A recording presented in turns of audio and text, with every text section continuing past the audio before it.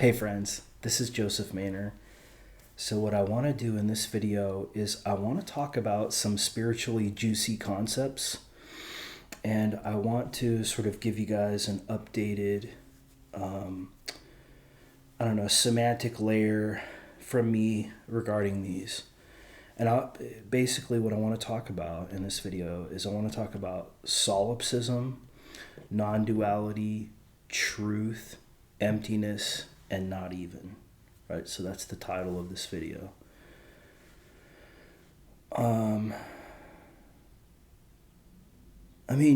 Concepts are a part of your experience, are they not? Right? The semantic layer is here, from the moment that you stopped being a baby. Basically, you got out of stage beige. The semantic layer emerged at stage purple. And then, following stage purple, we move into stage red, which is kind of the first human stage, right? The idea of the individual. It's not really even the human stage. It's like, just the first kind of individual stage. To understand the human, you have to move into kind of stage blue. You have to get into kind of science and how the storytelling or the semantic layer of the human, how that's kind of like placed on top of the existential. Okay, so hopefully this wasn't too fast. But there are some insights to all of these things is what I'm trying to kind of point to. And not even. So what I want to do in this video is I want to give you like a fresh account from my perspective on these things. I don't like to use the word contemplation because that's too cerebral. No, it's just me talking to you, right? It's like, I don't even know, like one human being talking to another human being from like a certain perspective. Pixels on a screen from another perspective. Who's to say, right? You put something out there, you think it's important to talk about. You feel inside of yourself that it's important to share. So,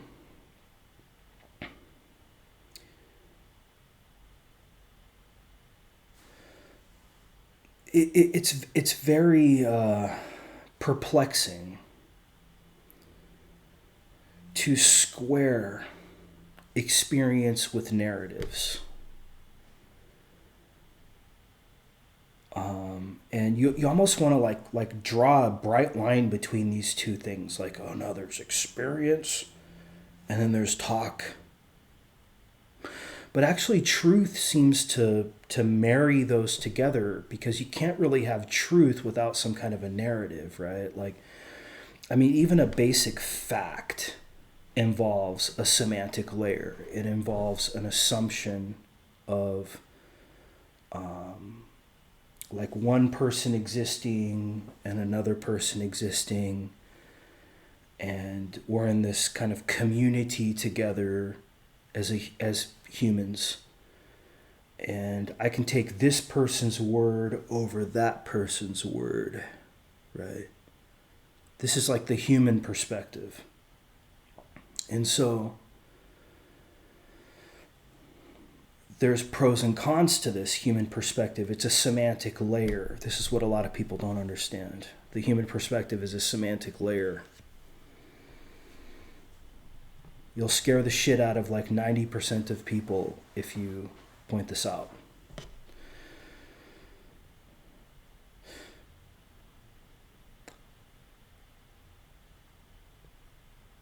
Your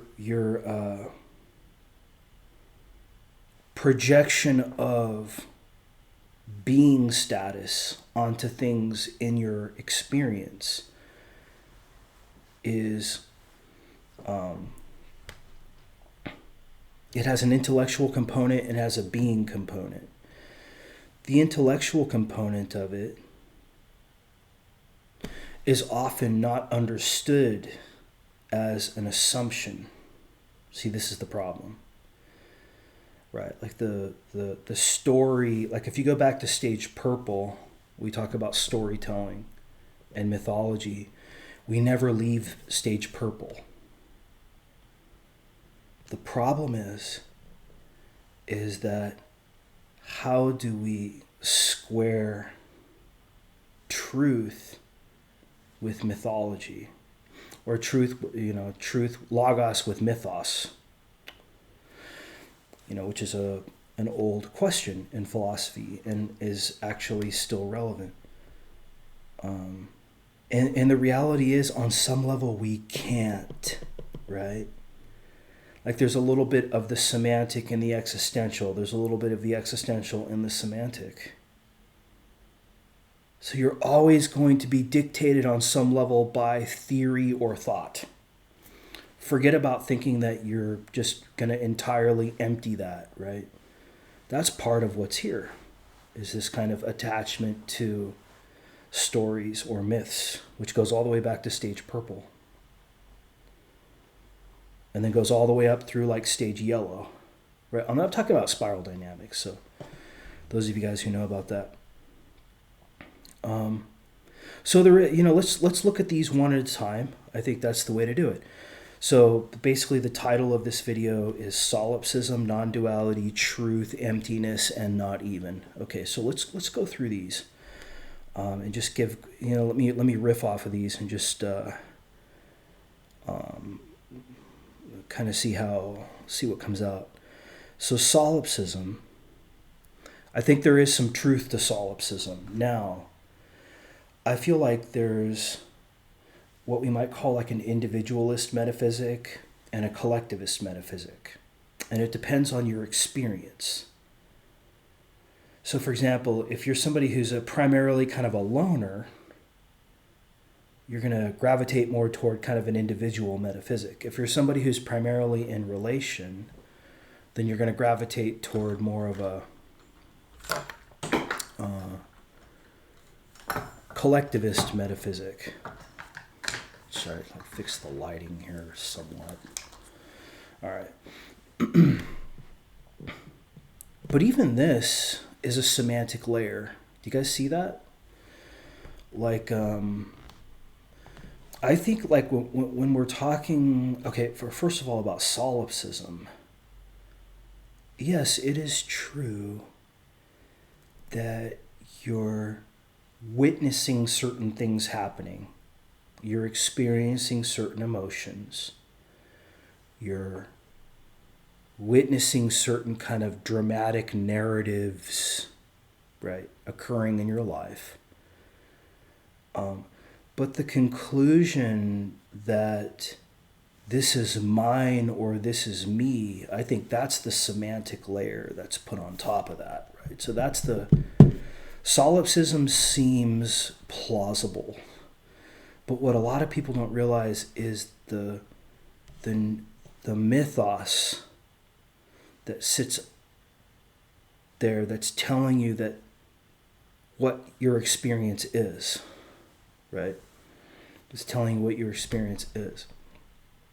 And so I think it's very important to kind of understand the distinction between experience and narratives. There's all kinds of narratives happening.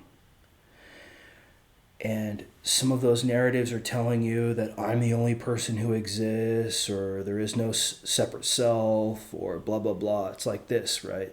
It's like bird chirping in your ear. But part of truth is realizing that I can take a step back from that chattering and I'm fine. I'm at peace. See, that's spiritual enlightenment from my perspective.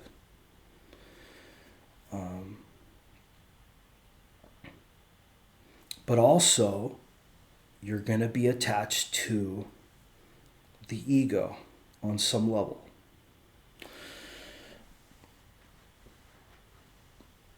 To say that you're not attached to the ego is ridiculous. I mean,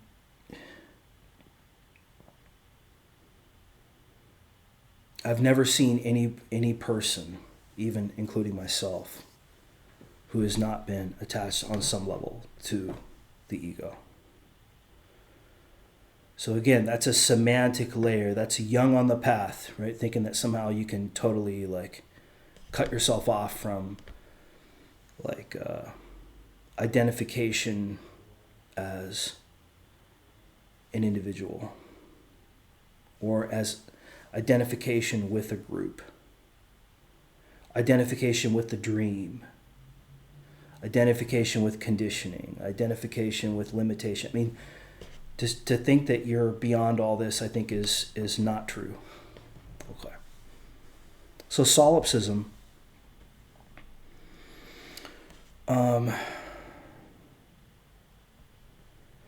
I mean, there are some pointers to this that I think have validity. So, for example, nobody can feel my emotions and nobody can experience my intuition. Nobody can be sovereign for me. But then the question is this just a semantic layer that's placed on top of experience? That's kind of an illusion. I don't know. This is like not knowing. So like, I don't know. I'd like to think that there is. I'd like to think that on some level that I'm an individual, but it could very well be that I'm not, right? This is just a kind of attachment to ego, right? Thinking that somehow it's a semantic layer that's persuading consciousness that it's something that it's not. But then that just seems like more semantic layer to me.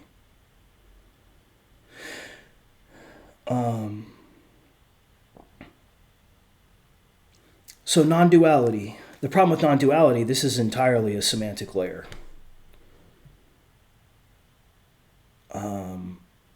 It's saying that the way things appear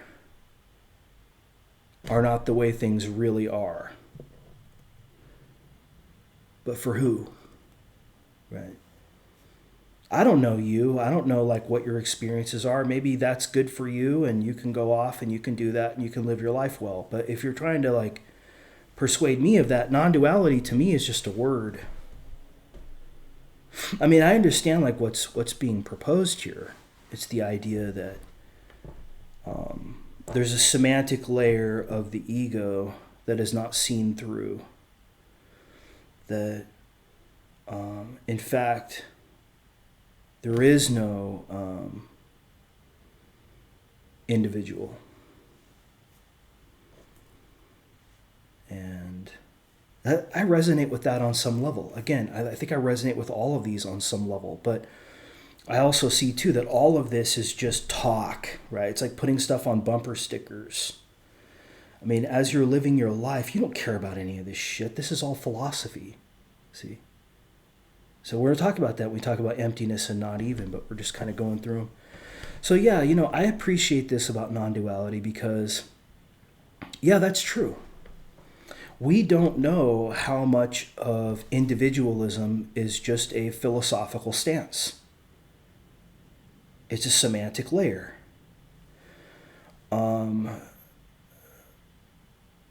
Have you confirmed within your life that solipsism or non-duality are true? Like, what would that mean? And then, like, if you were to share that with somebody else, how would that be even relevant to another person? See, because there is no other person with solipsism, and there is no separate self with non-duality. So, like, rationally, these kind of like they eat themselves. Okay, but they're pointers, right? As pointers, they're good. Truth. Truth is fascinating, isn't it?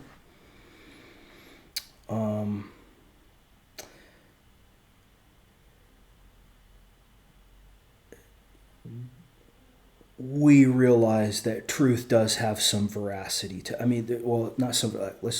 Truth and veracity are kind of synonymous, but truth has some credibility to it. So, for example, understanding what a fact means. Okay. Like somebody promised to do something by a certain deadline, they didn't do it. Okay, we can prove that they didn't do it.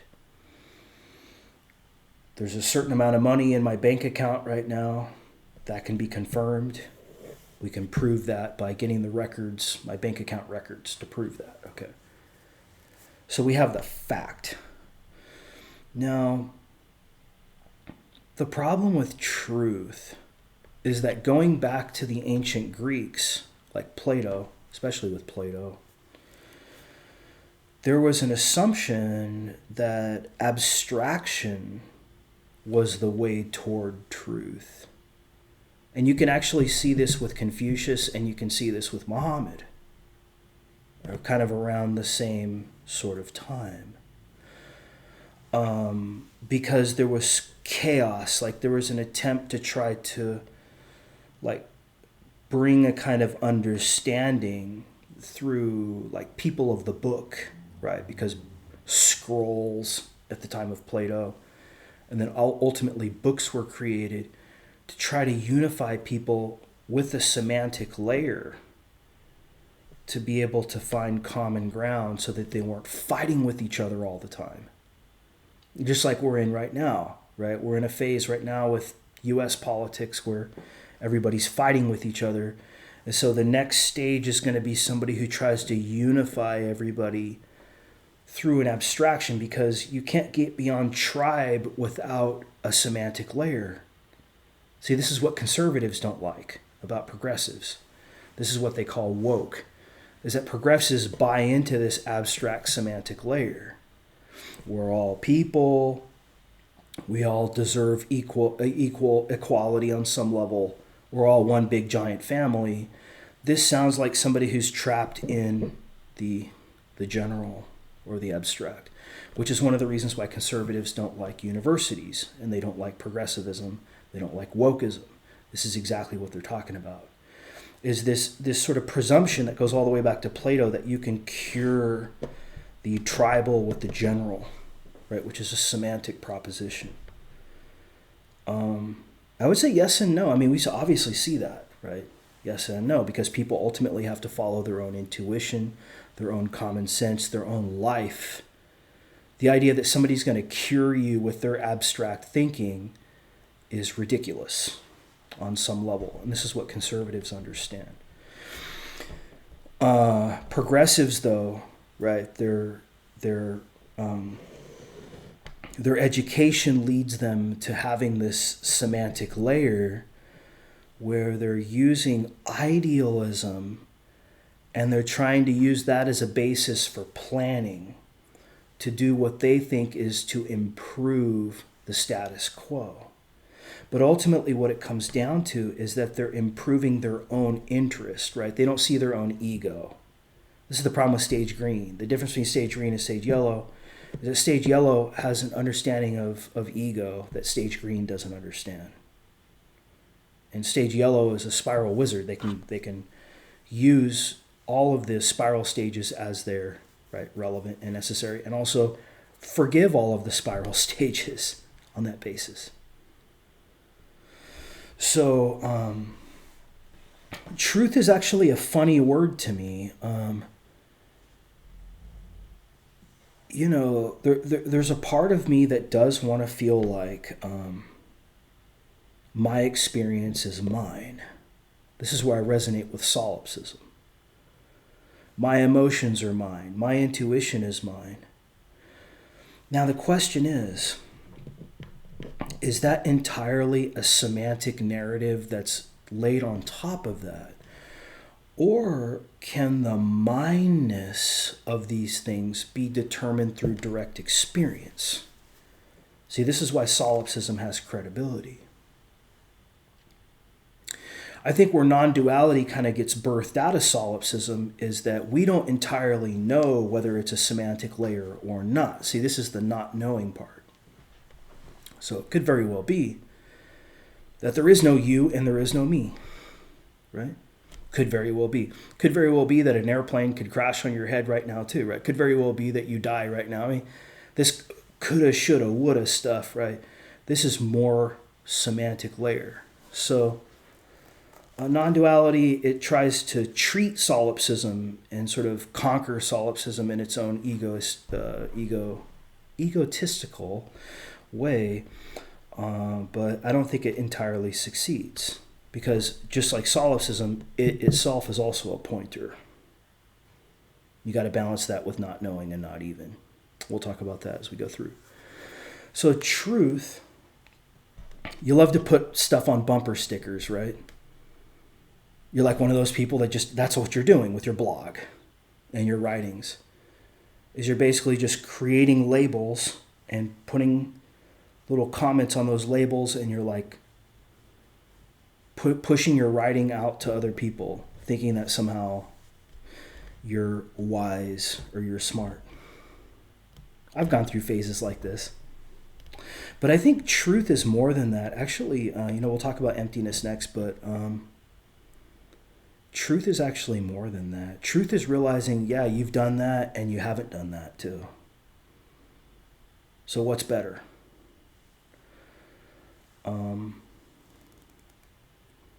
I've gone through phases where I haven't even written anything. I have no desire to write anything. I have no desire to comment on anything. Now, if you're trying to impress other people to make a living, I understand that, but that's not truth, right? That's survival. So truth would be, just in terms of my intuition, truth would be like, no matter what you do, you're here. Okay, and then we can argue about the you and the here part too. We can kind of unpack those. But I think ultimately truth is that you're just really conscious of your life, of yourself inside and of yourself outside. And you're conscious that it could very well be a story too. But you're not clinging to that, right? And why would you do that? Nobody does that anyway. That's just performance. Somebody telling you to do that is full of shit because they're not doing that. All right. So let's move on from truth to emptiness. So emptiness is a wonderful thing, and it's hard to do. But I think once you gain kind of some traction with truth, you can gain more traction with emptiness. This is why I think Zen is actually such a high stage, really, on the path. I mean, how can you empty that which you think is true? You're not going to. You're going to hold on to that for dear life. You're going to like white knuckle that steering wheel, right? Because you're going to think, oh, all my stuff is so important. All my writings, I'm going to write these thick books at some point. I'm going to dictate my truth to humanity. No, what you're going to do is you're going to waste your life doing that, right? Well, actually, is there really a way? You're not going to do that. That's a promise that you made. You're not actually not going to do that. You're not going to fulfill that. But let's say that you did do that. Well, that's for you. That was your life, right? That was the trajectory that your life took. But the promise that you're going to do that, that's just thought, actually. That's just speech. You're not going to do that. I mean, we overpromise all the time about what we're going to do. So, because we're trying to impress other people socially, right? I do this all the time in my job, and I hate this. Like, sometimes I do overpromise and underdeliver, and it's something that I got to really stop doing. And you're doing it because you want people to kind of like believe in you or feel, you want people to feel like, they can trust you or something like that. But it's really your performance that carries the weight there. It's not, hold on, I'm just kind of messing with the lights here. It's not about what you say. What you say is so very like cheap in comparison to what you actually do. So instead of putting bumper stickers on the back of your car telling everybody what your truth is, just quietly take the action and close the loops on all the projects that you have. So emptiness one of the things about emptiness that I've kind of come to is that, I've made a lot of my videos private recently. And the reason why I made those videos private is because I don't want to get hamstrung by my own semantics. I don't want to get hamstrung by my own kind of like theories. Because to me, those are dead insights. See, I don't think truth is semantic. On some kind of human level, it is. And on an existential level, okay, so let's say, on a certain kind of human level, it's not semantic. I mean, if I say that, there was a promise made on this date to complete something by a certain date, and that was not done. I mean, that's not just a semantic layer. That also goes to experience, too. We can confirm that by looking at experience. And also, the idea of experiencing my life, that's not entirely semantic either. Like that, I mean, this is where I think non-duality kind of goes off the rails a little bit. Like, no, it's like, I don't need to explain to anybody why or how I know that I exist and am continually experiencing a progression of experiences. Like that's not entirely a semantic layer. It's also not entirely a semantic layer that other people exist either. Because you can move into emptiness and not even. So let's talk about emptiness. Emptiness is thinking like this. What's the difference between like live insights and dead insights? Dead insights are stuff that was said before that you're kind of dragging along with you. You're dragging this like canoe of your works with you behind you, and your that semantic layer is growing, and you're sort of just like repeating and you're looping on those narratives. Okay.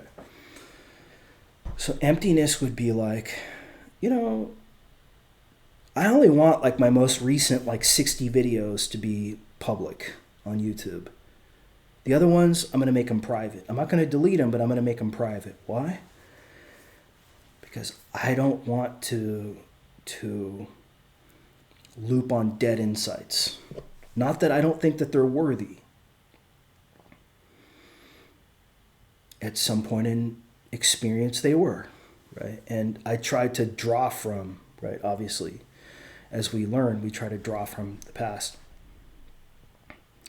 But emptying just is being willing to let go of your truth, your past truth, and realizing too that truth is in part an illusion. But then not even. Okay, this is the one. This is the, I don't even want to use the word trump card. Oh God, I hate that. This is the one. Not even. So the title of this video is Solipsism, Non-Duality, Truth, Emptiness, and Not Even. So what not even means is you're not even concerned with any of this shit. You're just basically, I don't even know what the word to say is. It's like, there's nothing to say. There's nothing to put on a bumper sticker. There's nothing to criticize anybody about. It's just it's not even an acceptance, because that would be like an intentional kind of thing. To say that it's being doesn't really tell you much. I mean, but it's also an understanding too of the semantic layer too, and how sort of like the pros and cons of the semantic layer. So the not even part of it is really kind of ultimately what I think spiritual enlightenment is. But you have to have, like, you have to go through this process and these pointers to really get to the not even point. And not even doesn't mean emptiness. See, emptiness is still, or emptying is still kind of a semantic layer. It's like, I gotta do this because of that. Not even is like, there's no words, right? It's just, so hopefully this video was good, guys. I mean, I tried my best to kind of unpack, quote unquote, my feelings on these. I don't even know, right? I don't care to know, actually, who I am or what I am or what, blah, blah, blah, blah, blah, blah, blah, blah, blah. That doesn't matter. See, that's the thing. Not even, it doesn't matter. See, people are hung up, right? And you're going to be hung up, right? But like on some level too, you have to kind of get some perspective on that. And that will change how you think about spiritual enlightenment as well. Okay, friends? Hopefully this was a good video. I'll talk to you next week. Take care.